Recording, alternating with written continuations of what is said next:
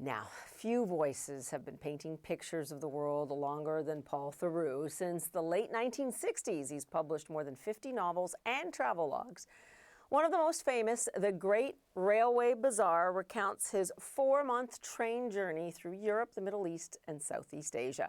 More recently, Theroux set his sights on Canada, examining its rich history, geography, and cultural makeup. Now, he goes through it all in his latest book, True North, On the Road in Canada. American novelist and travel writer Paul Theroux joins us now. Thanks for being on the program. I really appreciate it. Thank you, Paula. Lovely to see you. Now, we're going to have some full disclosure here. I am Canadian, and I'm always interested in anyone who believes my country worthy of holding up a mirror to it. I will say you come by it honestly. You do have French-Canadian heritage. Why Canada? Why now? I think everyone knows the answer to that question. It was going to be the 51st state. So that's a place we want to know about. And that united Canadian. When that directive went out, Canadians suddenly became extremely patriotic, extremely unified. It's a country that's not, patriotism doesn't come naturally to Canadians, as you probably know.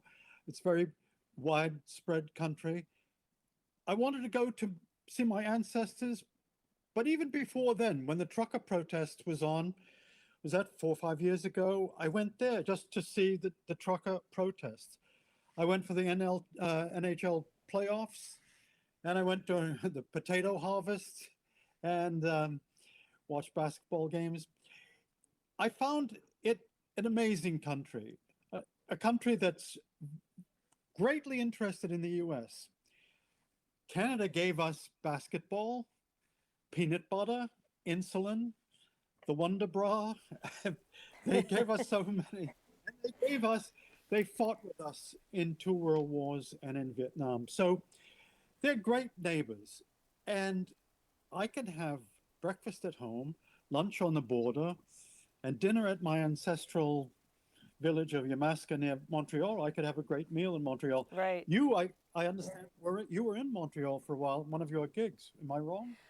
Yes, I've been to many. I've been very lucky to report from many places in Canada and was based in Halifax, Montreal, and Ottawa, and traveled everywhere, which is why it caught my attention when the trucker protest. So I was on the ground for that for many days in the freezing cold, caught your attention. We're showing video of it now, but I also want to point out that, you write that stereotypical as the land of prudent people, civility, and restraint, Canada was suddenly in the world news for its mayhem and its mobs. You wrote that it energized the place. Were Canadians less boring to you during those protests? I never found Canadians boring. I found one virtue of Canadians is civility. Canadians are great listeners. They were very interested in the protest, and when I went there, they were apologizing for it.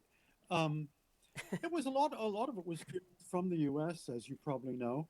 But I wanted the thing about mayhem or amazing events is it concentrates people's attention. It makes them talkative.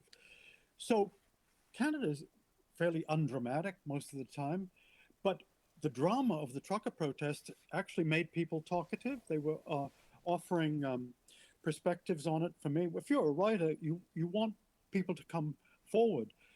It made them reflect on their own destiny, and they began flying flags in a way that they hadn't before. I wrote about Mexico. I wrote about on the Plain of Snakes. I wrote about the Deep South. This is kind of a road trip trilogy. I may also say Canada is a fabulous place to take a road trip. I went from Newfoundland to Vancouver. I mean, that's many thousands of miles. Gosh, I mean, yeah. Just what you're saying is breathtaking because Canada is incredibly large, a very difficult place geographically to get your arms around. It's actually many trips. I'm impressed that you went to all those places.